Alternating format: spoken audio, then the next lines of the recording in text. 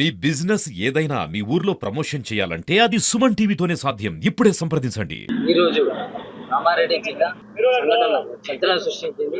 గుంటూరు మండలికి చెందిన గుంటూరు పటాయస్ఐ సాయి కుమార్, అదేవిధంగా టీవీపేట కానిస్టేబుల్ శక్తి, హెడ్ కానిస్టేబుల్ నిఖిల్ మృతదేహాలు లభ్యమయ్యాయి. మా ఎల్లారెడ్డి గ్రామం మా కూడలు అవుతుంది. మేము నిన్న 11 గంటలకు ఆమె ఫోన్ చేసింది. డ్యూటీ అయిపోయింది, తమ్ముడు వస్తున్నాం, టమాటా వేసుకుంటుంది, డ్యూటీ అయిపోయింది, పనులు చేస్తున్నాము అని చెప్పేది.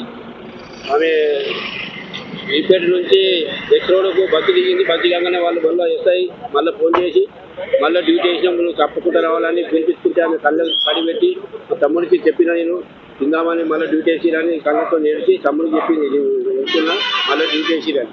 అందులోపు ఇక్కడూరు ఎస్ఐ, తర్వాత అక్కడ వర్కరు టైపిస్టు మనిషి ఇద్దరు ఆమెను ఈ చెరువు కట్టకు తీసుకొచ్చి ఆ మర్డర్ చేసినట్టు వస్తుంది మాకు అనుమానం. సాయి కుమార్ బండి కూడా పోలీసు వాళ్ళు ఇక్కడ పెట్టకుండా మళ్ళీ బండిని తీసుకుపోయారు. ఎక్కడ పెట్టిరో మాకు కనిపించలేదు. ఆయన ఎస్ఐ కాబట్టి ఆయన బండిని వెంటనే కిల్ చేసిరు ఎటో తీసుకుపోయి.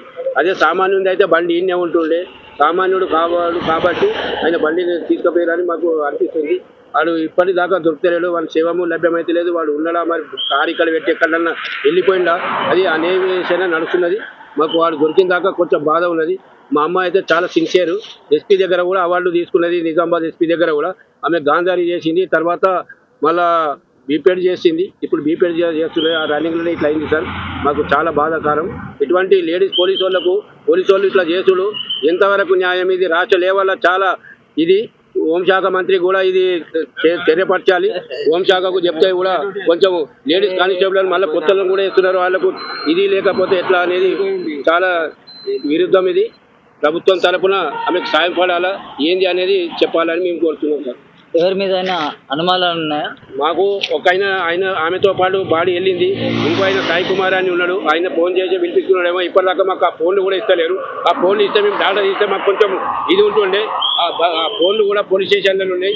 ఆ ఫోన్లు ఇస్తే మేము చూపించుకుంటే ఏంది కోణాలని మాకు అర్థమవుతుండే. ఈ వ్యవస్థ అంతా పోలీసుల దగ్గరనే ఉన్నది. ఇంకా కొద్ది గంటలలో మాకు తెలుస్తుంది అని అనిపిస్తున్నది. వాళ్ళు పరాల్లో ఉన్నాడా, అలా శివమై ఉన్నాడా, గాలింపు చర్యలు నడుస్తున్నాయి. కాబట్టి ఇంకో గంట 2 గంటలలో మాకు ఏదో ఒకటి తెలుస్తుంది అని అనిపిస్తుంది. మీకు ఎవరు సమాచారం అందించారు? ఈ సమాచారము మాకు నిన్న ఆమెనే ఫోన్ చేసింది. ఆమె ఫోన్ చేస్తే దేవునిపల్లి పోలీసు వాళ్ళు ఇట్లా మీ అమ్మాయిది ఫోన్ దొరికింది చెరుకట్ట మీద అని దేవునిపల్లి పోలీసు వాళ్ళు ఫోన్ చేస్తే మేము వచ్చినాం సార్. ఎన్ని గంటల ప్రాంతం? వాళ్ళు 5:30 గంటలకు చెప్పారు.